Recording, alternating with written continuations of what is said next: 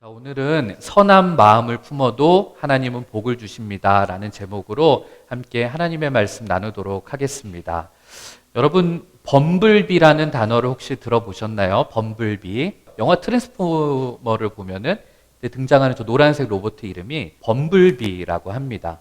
이 범블비가 우리나라 말로 하면 괭벌이라고도 하고 땡벌이라고도 얘기합니다. 이 괭벌은 활동성이 굉장히 높다고 그래요. 그래서 엄청 많이 움직이는 거죠. 그래서 막 이제 부지런히 이렇게 날개를 움직이면서 다니기 때문에 특히 그 윙윙 하는 소리가 굉장히 크다고 합니다.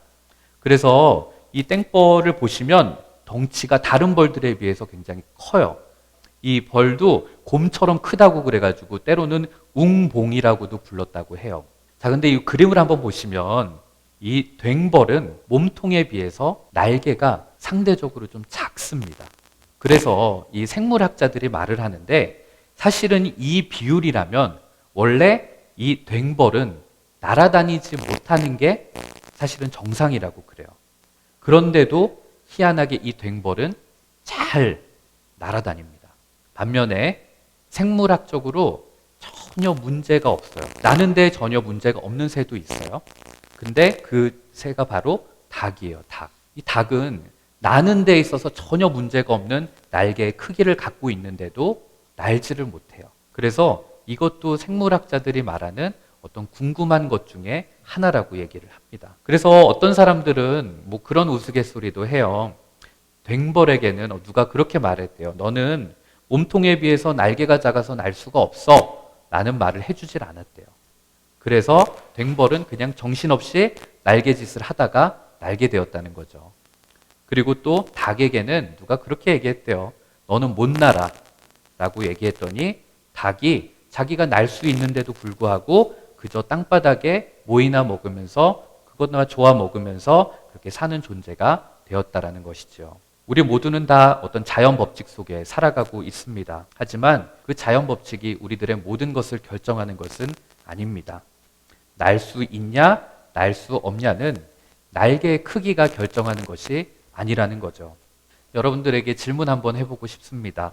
여러분은 괭벌처럼 살고 싶습니까? 아니면 닭처럼 살고 있나요?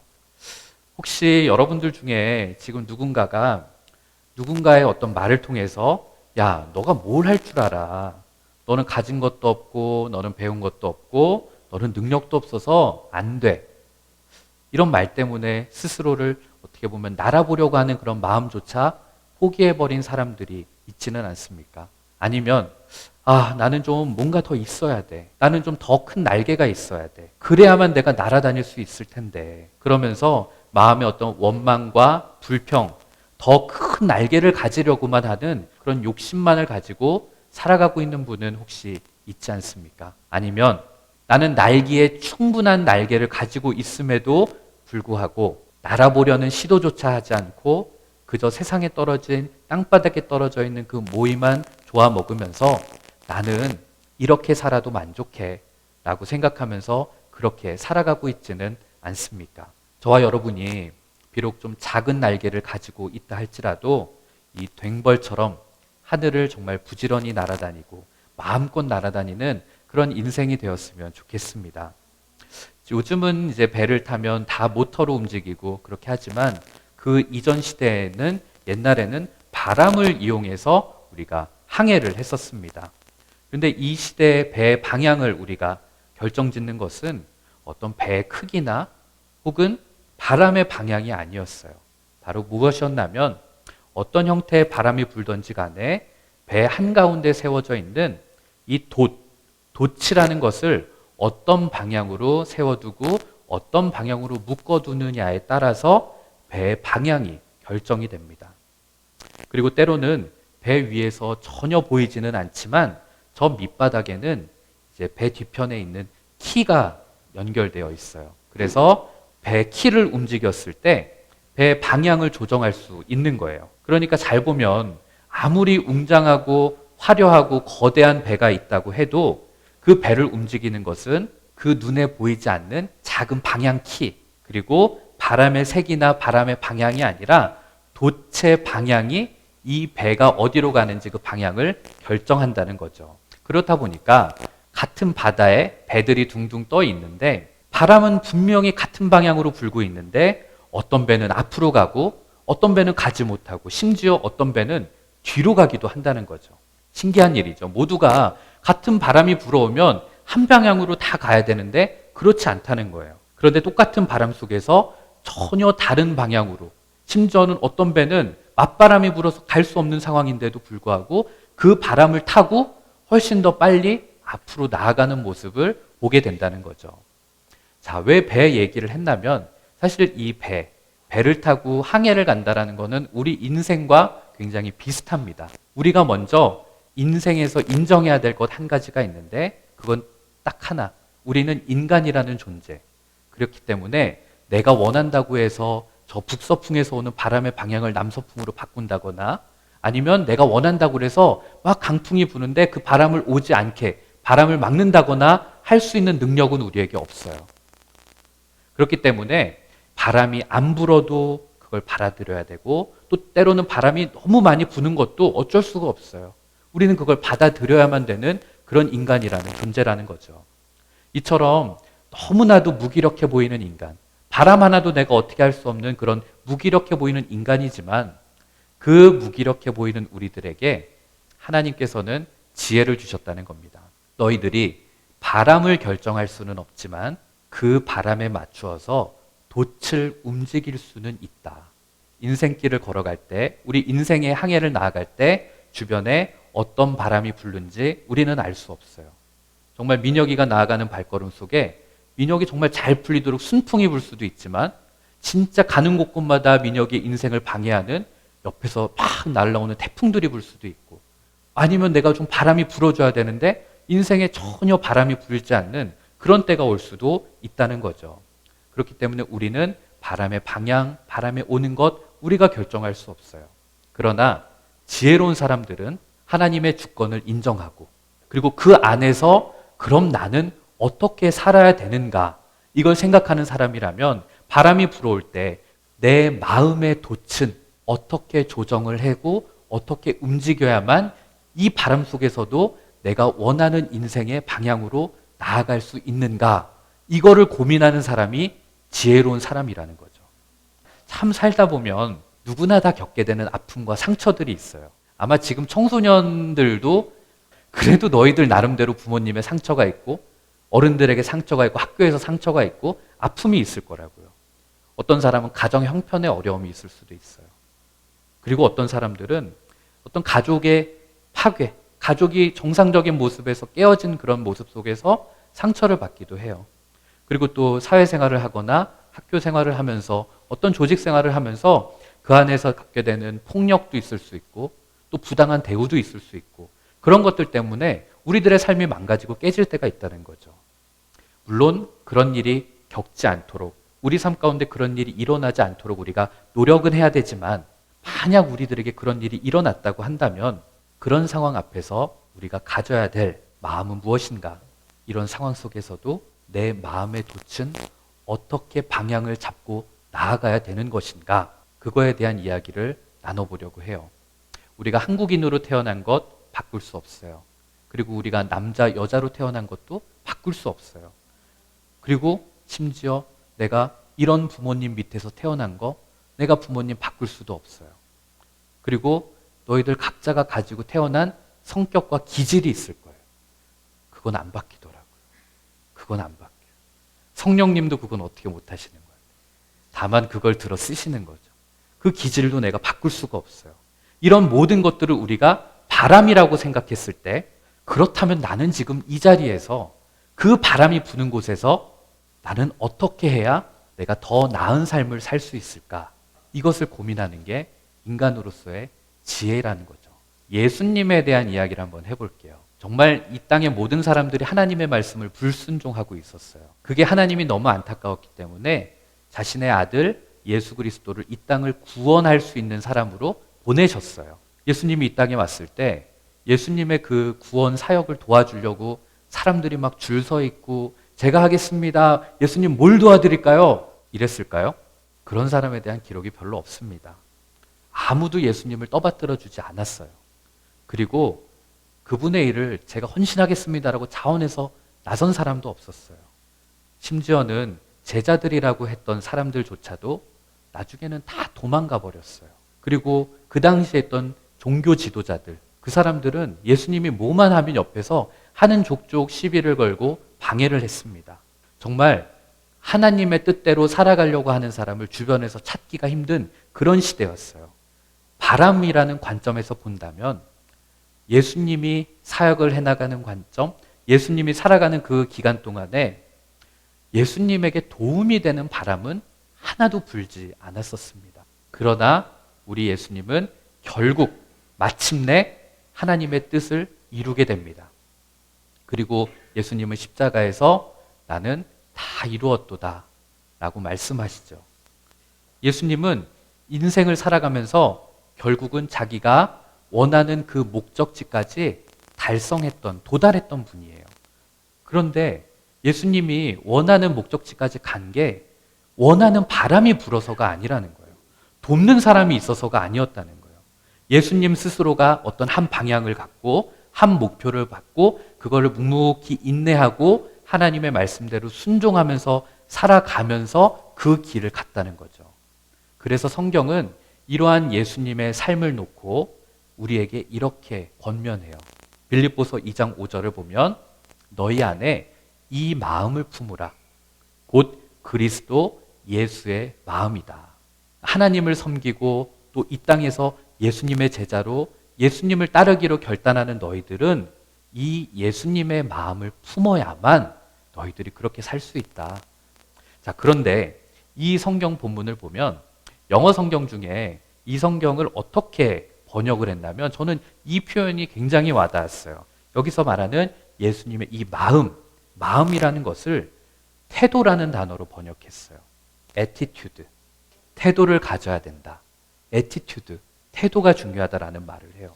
그래서 한번 바꿔봤어요. 너희 안에 이 태도를 가지라. 곧 그리스도 예수의 태도니. 여기서 말하는 예수님의 이 태도란 무엇일까요? 예수님은 결코 바람 탓을 하지 않았다는 거예요. 세상이 이렇다, 환경이 이렇다 논하지 않았다는 거죠. 오직 하나님 앞에서 나에게 주어진 인생, 나는 어디를 향해서 무엇을 해나가면서 이 항해를 나아가야 되는가? 우리 예수님은 언제나 자신의 마음에 세워진 이 돛을 움직이면서 그 방향으로 나아가셨다라는 거예요. 이제 오늘 본문의 이야기로 한번 들어가 볼게요. 다윗이 왕이라는 거는 너희들 알고 있지? 그치? 다윗이 이스라엘을 통치할 때 이스라엘의 전성기였어. 오죽하면 이스라엘은 지금도 이스라엘 국기에 있는 그 별을 다윗의 별이라고 해. 이때만큼 영광스러운 시기를 거쳤던 때가 없었다는 거지. 그런데 다윗이 이스라엘을 다스리던 그 시기에 진짜 엄청난 나라의 안정기를 맞이합니다. 그런데 이 다윗의 마음속에 어느 날 확 부담이 찾아와요. 나는 하나님을 그렇게 노래하고 하나님을 찬양하고 하나님을 높여드릴게 그렇게 살면서도 나는 지금 이렇게 좋은 왕궁에 살고 있는데 하나님의 임재 상징이라고 하는 저 법궤는 그냥 허름한 천막, 또 허름한 텐트 속에 있으니까 이게 다윗이 어느 날 그걸 보는데 마음이 너무 속상한 거야. 아, 나는 이렇게 좋은 집에 사는데 하나님의 그 상징의 법궤는 천막에 있으니까. 물론 이런 시도가 없었던 건 아니에요. 역사 속으로 보면 이 법궤를 옮겨 오려고 하는 시도는 몇 번 있었는데 사실 선지자나 제사장 이런 사람들 그 누구도 이걸 강요하지 않았어요. 다윗에게 얘기하지 않았다라는 거예요. 그러니까 다윗도 사실 긁어부스럼 만들 일이 없는 거예요. 그냥 모른 척하고 있으면 돼요. 아, 왜 얘기 안 하시지? 왜 얘기 안 하니까 그냥 가만히 있지 뭐. 아유, 뭐 내가 뭐 나서 아유 교만하게 나는 겸손해야지 이러면서 가만히 있어도 될 법한데 다윗은 마음이 움직였다는 거예요. 우리도 인생에 그럴 때가 있죠. 마음속에 있기는 한데 이런저런 핑계와 이유로 그냥 묻어두는 거. 근데 어느 날 그러다 갑자기 내가 이거 더 이상 미루면 안 되겠다. 내가 이거 미루다가는 진짜 더 이상은 안 되겠다 해서 갑자기 생각이 나서 막 움직이게 되는 일들이 우리들 가운데 있다는 거죠. 여러분 살다 보면 그런 표현이 있어요. 마음이 움직여야 몸이 움직인다라는 말 들어보셨나요? 마음이 움직여야만 몸이 움직일 수 있어요. 만약 그 사람이 몸이 움직이지 않는다면 그 사람 마음 가운데 마음이 없는 건 아니지만 생각은 있지만 그러나 몸이 움직일 만큼 마음이 크지는 않은 거예요. 그런데 지금 다윗은 마음이 이제 움직이기 시작을 한 거야. 그러니까 내가 하나님을 위해서 성전을 이제는 지어야 되겠다라는 마음이 이제 든 거고 결국은 그런 결정을 한 거야. 그래서 다윗이 이제 선지자를 찾아가 나단이라고 하는 선지자를 찾아가서 이제 이 문제를 논의해.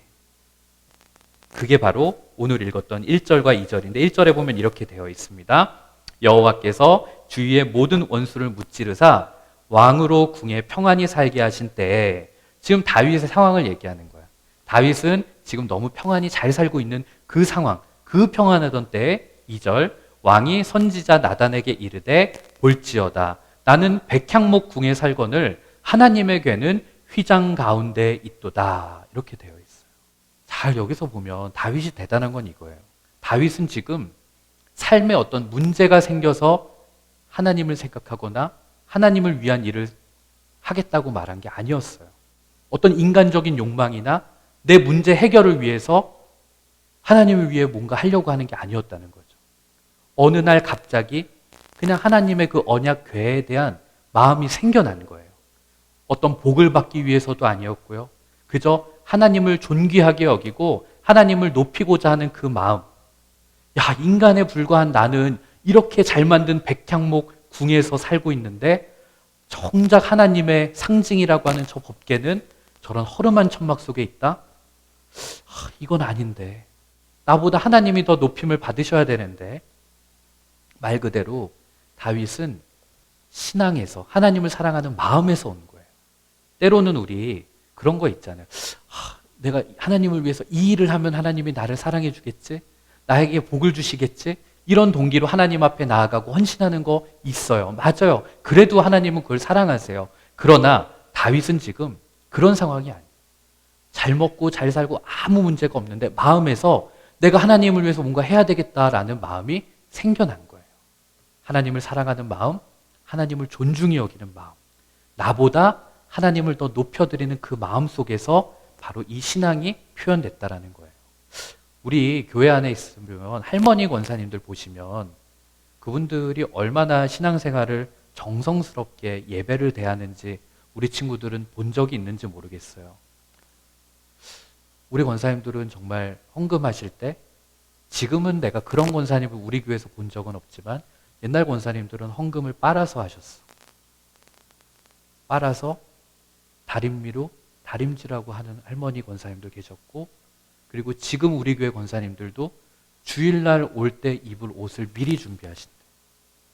그분들이 그런 모습을 보면서 단순히 우리가 왜 이렇게 저렇게 오바해? 뭘 하나님 다 헌금이면 헌금이고 오시면 오신 거지. 근데 그게 아니라는 거예요.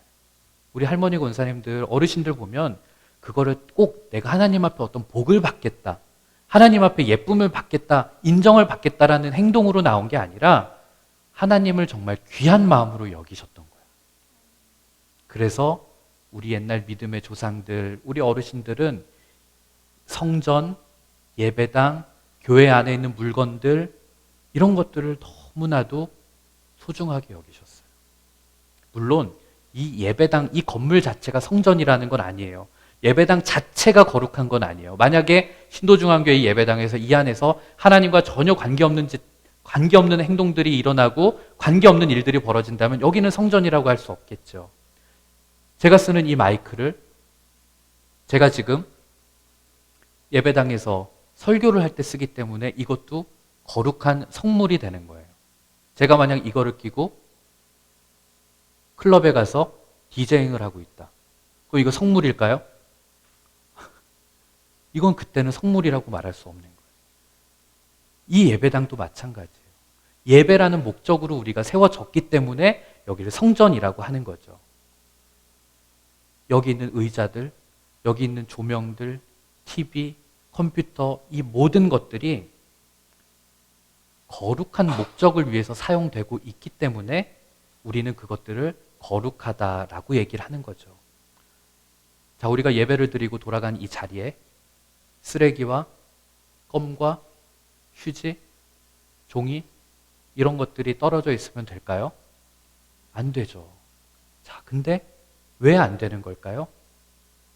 나는 이 서울 시민으로서, 교양인으로서, 아니, 그게 아니라 이곳은 하나님을 위한 공간이기 때문에 우리는 그렇게 할 수 없다는 거예요. 여러분의 집도 마찬가지잖아요. 너희들의 방도 마찬가지잖아요. 누군가가 와서 막 함부로 대할 수 없는 것처럼 이곳도 하나님의 전이기 때문에 우리가 이것도 소중히 여길 수 있어야 된다는 거예요. 그래서 저는 우리 청소년 친구들이 그 마음을 가졌으면 좋겠어요. 이 교회, 이 성전, 이 예배당, 교회 안에 있는 물건들, 이 모든 것들을 우리가 조금 더 귀하게 여길 수 있는 마음, 소중하게 여길 수 있는 마음이 있었으면 좋겠다는 거죠. 자, 다윗이 내가 하나님을 위해서 이런 일을 하겠습니다 라고 했을 때, 자, 선지자는 그 당시로 보면 목회자 같은 사람이에요. 이 나단의 마음이 어땠을까? 사실은 하나님의 괴가 저 구석탱이 천막에 처박혀 있다라는 게 제일 마음이 아픈 사람은 아마 다윗보다 나단 선지자 아니었을까요? 그런데 다윗이 지키지도 않았는데 먼저 와서 제가 그 일을 하겠다라고 말하니까 나단 선지자가 얼마나 마음이 좋았을까요? 그게 3절에 나와요. 나단이 왕께 아뢰되 여호와께서 왕과 함께 하시니 마음에 있는 모든 것을 행하소서. 시원하게 이렇게 얘기를 해요. 마음에 있는 대로 하십시오. 하나님이 행해 주실 것입니다. 딱 말했어요. 나단이 이 말을 하고 집으로 돌아가면서 마음이 어땠을까요? 저는 이해가 조금 갈 것 같아요. 저는 이 앞에서 설교를 하고 하나님의 말씀을 전하는 사람이지만 제일 큰 고민 중에 하나는 우리가 100번, 1000번 설교해도 사실 여러분들이 회중이 변화되는 모습을 보기는 쉽지 않다는 거예요. 그런데 이 다윗은 시키지도 않았고 강요하지도 않았는데 자기가 스스로 기도하고 자기가 자발적으로 하나님을 위해서 뭔가를 해야 되겠다라고 움직인다? 이건 나단 입장에서는 정말 고마운 일이고 보람 있는 일이죠. 뿌듯한 일이죠. 얼마나 다윗이 고마웠겠어요. 저는 간절한 바람이 있어요. 우리 청소년부 친구들이 지금 당장은 아니더라도 나중에 여기서 신앙이 성장하고 청년이 되고 어른이 되었을 때 하나님이 너희들에게 특별하게 뭔가를 말하지 않아도 그냥 너희들 마음속에서 내가 무언가 하나님을 위해서 하고 싶고 또 내가 일정 부분은 하나님을 위해서 부담을 짊어지고 살아가기를 선택하는 그런 사람이 되었으면 좋겠다는 거죠. 자, 그렇게 그날 밤 하나님께서 나단 선지자의 꿈에 나타나세요. 꿈에 나타나셔서 다윗에게 너가 이런 말을 좀 전해줄래? 이러고 3가지의 얘기를 해주는데 첫 번째가 이거예요. 첫 번째가 뭔가 하면 5절이에요. 5절. 가서 내 종 다윗에게 말하기를 너 다윗에게 가서 전해 여호와께서 이와 같이 말씀하시되 너가 나를 위하여 내가 살 집을 건축하겠느냐 이렇게 말했어요. 자, 이 말 뉘앙스를 잘 살려야 돼. 하나님이 다윗에게 그렇게 말하는 거예요. 너가 나를 위해서 내가 살 집을 건축하겠다고? 하나님이 그렇게 말씀하시는 거예요. 잘 생각해 보세요. 사람이 아무리 대단하고 화려하게 성전을 짓는다 해도 과연 하나님이 살 집을 제대로 건축할 수 있을까요? 도대체 인간이 하나님이 거할 정도라면 얼마나 대단한 수준으로 건물을 지어야만 하나님이 거기서 만족하면서 사실 수가 있을까요? 이 말을 조금 더 바꿔서 얘기한다면 이 땅의 그 어떠한 인간도 자기가 가진 모든 재물을 모든 노력을 다 동원해서 건물을 짓는다고 해도 하나님에게 만족스러운 건물을 지을 수는 없다는 거죠. 그러면서 하나님이 말씀하시는 거예요. 야 다윗, 너의 마음이 너무 기특하고 갸륵해. 근데 내 수준에 맞는 집을 짓는다라는 거 그거는 불가능한 일이야. 그러니 너 기억해야 돼. 하나님이 한 번도 너에게 백향목의 집을 지어달라고 말한 적이 없고 그리고 하나님의 괴가 허름한 천막 속에 있다는 게 하나님의 능력이 없어서 그런 게 아니야. 하나님이 돈이 없어서 그런 게 아니고 그 안에는 하나님의 계획이 있다는 거야. 무슨 계획? 도대체 무슨 계획이 있기 때문에 그 대단한 하나님이 그 대단한 성전에 있지 않고 허름한 천막에 있었을까? 교회를 혹시 다녀본 친구들은 이 얘기가 뭘 얘기하는지 알 수도 있어요. 그게 뭔가 하면 사실은 하나님의 상징인 이 법궤가 그 인간들 사이에 허름한 천막에 임재해 있다라는 것은 요한복음 1장 14절에 나왔던 말씀과 같아요. 거기에서 하나님이었던 그 말씀이셨던 예수님이 인간의 몸을 입고 이 땅에 내려오시는 것. 아무런 죄도 없고 완벽했던 그분이 죄 많은 인간의 몸을 입고 이 땅에 오셔서 죄 많은 인간들과 함께 어우러져서 살겠다고 하셨던 그 예수님의 성육신 사건, 하나님이었던 예수님이 인간의 몸으로 이 땅에 오셨다는 것을 보여주는 사건이 사실은 이 성막에 있던 하나님의 궤 이야기였던 거죠. 그러니까 우리가 꼭 알아야 되는 거예요. 하나님의 일은 우리가 다 이해하고 다 알지는 못해요. 그러나 그것은 무의미한 것은 없다는 거예요. 거기에는 하나님의 계획이 있고 하나님의 뜻이 있다는 거죠. 하나님께서 그 허름한 텐트 속에, 허름한 천막 속에 있는 건 하나님이 돈이 없고 능력이 없어서가 아니라 하나님께서는 그 안에 계획이 있다는 거예요. 하나님의 무능력함이 아니라는 거죠. 그러니까 우리가 기억해야 될 것은 하나님의 일하심 안에는 언제나 그 안에는 하나님의 숨은 뜻이 있다는 겁니다. 하나님은 다 계획이 있어요. 그러므로 우리가 함부로 하나님의 일, 하나님의 계획을 판단해서는 안 된다는 거죠. 그리고 두 번째로 하나님이 나단 선지자를 통해서 말씀해 주셨던 것은 다윗, 너는 너의 주제를 알아야 돼 라는 것이었어요. 8절을 보면 그러므로 이제 내가 내 종 다윗에게 이와 같이 말하라. 만군의 여호와께서 이와 같이 말씀하시기를 내가 너를 목장 곧 양을 따르는 데에서 데려다가 내 백성 이스라엘의 주권자로 삼았다. 이렇게 되어 있어요. 만군의 여호와께서 이렇게 말씀하신다 하면서 한 얘기가 내가 너를 목장 곧 양을 따르는 데에서 데려다가 너희 이스라엘 백성의 주권자로 만든 거야. 이 얘기를 하세요. 이게 어떤 의미냐면 하나님께서 말씀하시는 거예요. 다윗, 너가 기껏 최선을 다해봤자 네 힘으로 발버둥 쳐봤자 너의 인생은 그저 목동에 불과했어. 양떼를 치는 일에 불과했던 삶이었다고. 그런데 내가 너를 지명하여서 이스라엘의 왕으로, 이스라엘의 주권자로 만든 거야. 그러니까 만군의 여호와인 내가 양을 치던, 양을 따르던 너를 이 이스라엘의 힘 있는 주권자, 왕으로 만든 거야. 여러분, 다윗이 성실하게 목동의 일을 하면서 양을 치면서 살아왔지만 만약 다윗이 그저 자기 아버지 집에서 자기 혼자 계획하고 자기 혼자 성실함으로 그저 살았다면 다윗은 어쩌면 이 왕의 자리에 오르지 못했을 수도 있습니다. 아마 절대 왕위에 오지를 못했을 거예요. 근데 하나님은 지금 그걸 다윗에게 말해주고 있는 거예요. 너가 나를 위해서 집을 짓겠다고?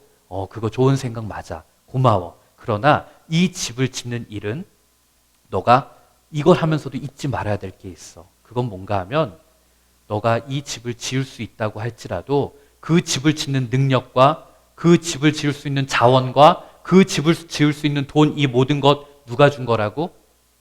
내가 준 거야. 그거 다 하나님이 내가 준 거야. 그걸 지금 하나님이 다윗에게 얘기해 주고 있는 거예요. 내가 백향목 궁을 지을 힘이 없으니까 이것으로 뭐 하나님을 뭐 돕겠다, 뭐 하나님이 내게 주신 것 이거 가지고 내가 뭔가 하나님을 위해서 뭔가 내가 해보겠다 이런 게 아니라 사실은 하나님이 이미 다윗에게 다 주셨다라는 거예요. 다윗 게 아니라는 거예요. 그러니까 하나님은 그거를 걱정하시면서 다윗에게 얘기하는 거예요. 하나님은 다윗이 내가 하나님을 위해서 뭔가를 하겠다, 내 돈을 가지고 뭔가 하겠다라고 하다가 다윗이 교만해지는 것을 하나님은 걱정하셨던 거예요. 그렇게 교만해지다 보면 어느 순간 선을 넘게 되고 내가 하나님을 위해서 이렇게 해드린 거야. 교만해지는 일. 사실 교회 안에 이런 경우들이 굉장히 많거든요. 처음에는 좋은 의미로 내가 가진 걸 가지고 하나님을 위해서 헌신하겠다고 우리들이 해요. 그러나 어느 순간에 그 선을 넘어버리는 일들, 그래서 그 선을 넘어버리다가 결국은 하나님과 더 멀어지는 일들도 너무나 많다는 거죠. 그러니까 하나님은 지금 다윗을 너무 아꼈기 때문에 이런 대단한 선한 일을 앞두고 다윗에게 걱정의 어떤 충고의 이야기를 하셨던 거예요. 다윗, 너가 나를 위해서 집을 짓겠다고 하는데 너가 잊지 말아야 될 게 있어. 내가 허락하는 거야. 이건 너가 원해서 하는 게 아니라 내가 허락해야만 너희가 이 성을 지을 수 있어. 지금 너희들이 내가 하나님 앞에서 어떤 삶을 드리겠다, 내가 어떤 인물이 되겠다, 뭔가 대단한 사람이 되겠다라고 말하지만 그건 내가 할 수 있는 게 아니야. 하나님이 너희들에게 허락해 주시고 하나님이 너희들에게 열어주셔야만 그게 가능할 수 있다라는 거예요. 우리가 성도들 가운데는 그런 일들이 있어. 내가 교회 안에서 헌금하고 내가 선교하고 봉사하겠다라고 할 때 이걸 우리가 착각하는 게 내 것을 하나님께 드린다고 우린 착각할 때가 너무 많아.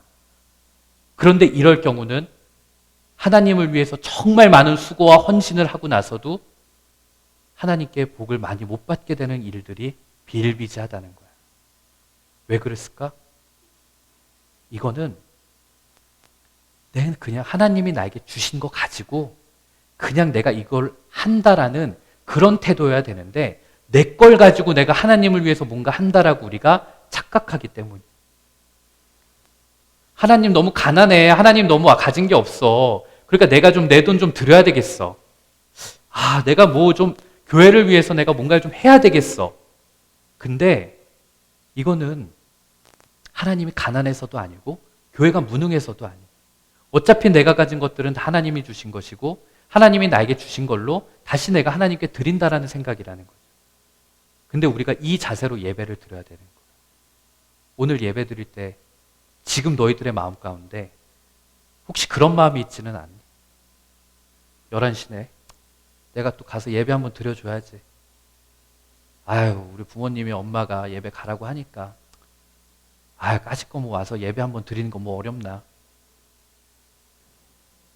하나님 제가 예배 드리니까 좀 받아주세요. 혹시 우리 안에 그런 마음이 있지는 않을까요? 그런데 우리의 예배를 드리는 마음이 바뀌어야 된다는 거예요. 하나님, 제가 드리는 이 예배가 그렇게 온전하진 않아요. 제가 드리는 이 예배가 제 모습이 그렇게 하나님 앞에 완벽하지 않아요. 저 하나님 앞에 정말 죄인이에요. 부족한 사람이에요. 그런 제가 어떻게 하나님 앞에 온전한 예배를 드릴 수 있을까요? 그러나 하나님 죄인이지만 저의 이 예배를 받아주십시오. 나는 그런 마음으로 우리가 예배를 드릴 때 하나님도 이 예배 가운데 임재하실 수 있다는 거예요. 우리 친구들도 교회 오면서 헌금하죠? 아마 헌금할 거예요. 안 하는 경우들도 있고 근데 괜찮아. 근데 헌금을 할 때 우리들은 어떤 마음인가요? 그냥 엄마가 준 돈이니까 내가 교회 헌금한다? 10,000원 내야지. 5,000원 가져가야지. 그것도 기특해. 그런데 잘 생각해 보세요. 내가 10,000원을 했어. 100,000원을 했어. 근데 이 헌금 이거 하나님이 다 받으셨을까요? 내가 드린 모든 헌금을 다 하나님이 받으셨을까? 그렇지 않을 수도 있거든요. 하나님이 돈이 없어서 우리들에게 헌금 내라고 하시는 거 아니거든요. 하나님 없으니까 내 걸 준다라는 게 아니라 하나님이 이미 나에게 주신 거를 거룩한 일에 하나님 써주십시오 라는 마음으로 드릴 때 그 헌금이 정말 하나님 앞에 의미가 있다는 거예요. 하나님은 지금 다윗에게 그걸 계속 얘기하셨던 겁니다. 그리고 마지막으로 다윗에게 해줬던 조언은 그거예요. 다윗, 너가 그렇게 생각하고 있는 거, 나 이런 걱정도 있어. 너가 교만해질까 봐 두렵기도 해. 그러나 그래도 나는 너가 나를 위해 뭔가를 해주겠다, 하겠다라는 그 마음 너무 고맙다. 나는 그게 너무 고마워.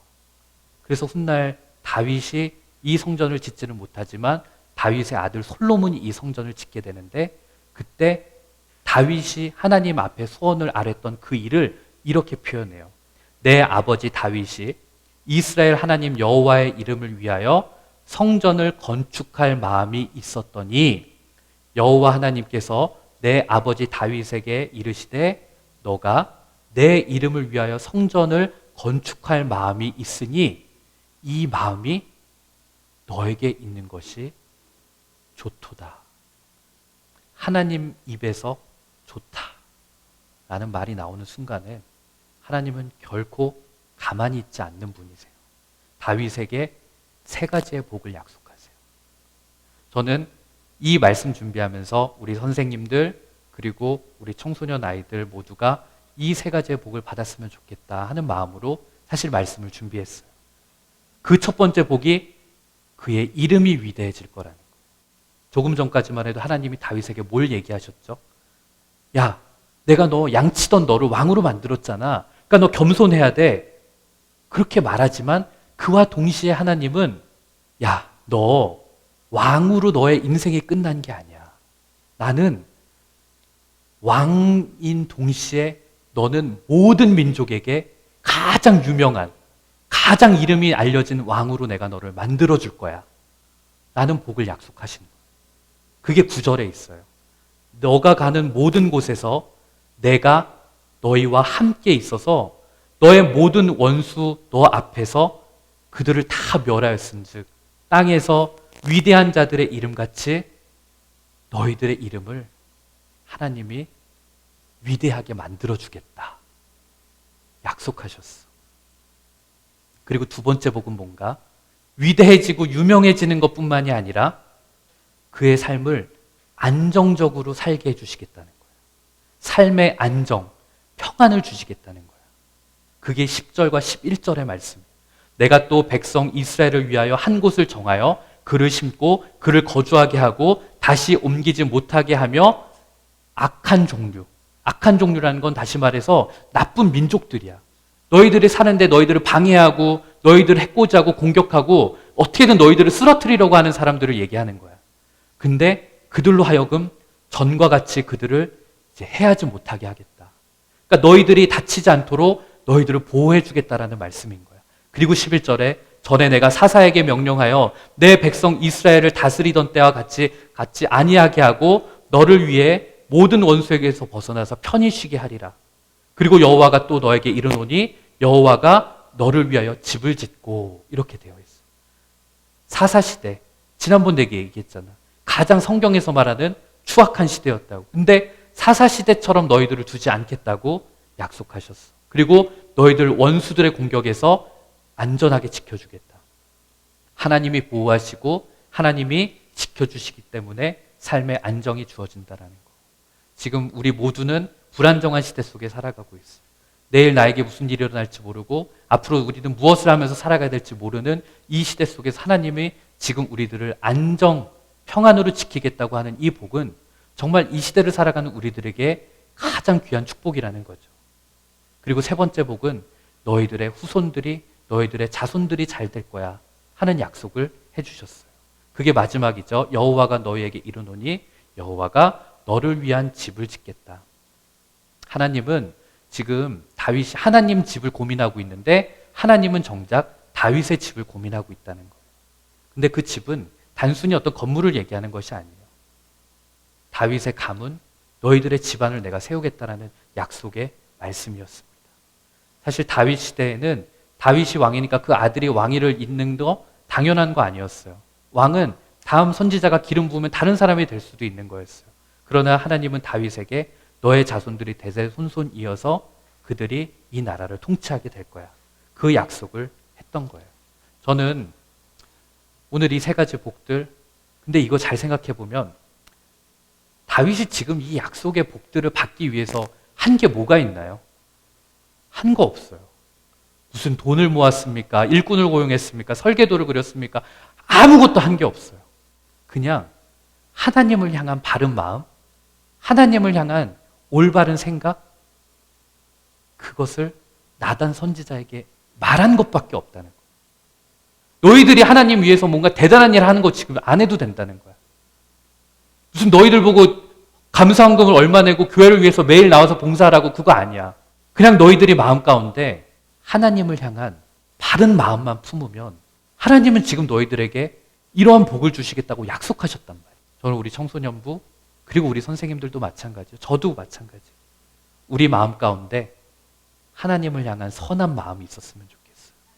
그러다 보면 우리들 때로는 쓰러지고 넘어질 때도 있지만 그 선한 마음 통해서 하나님은 그들에게 복 주셨다는 거죠.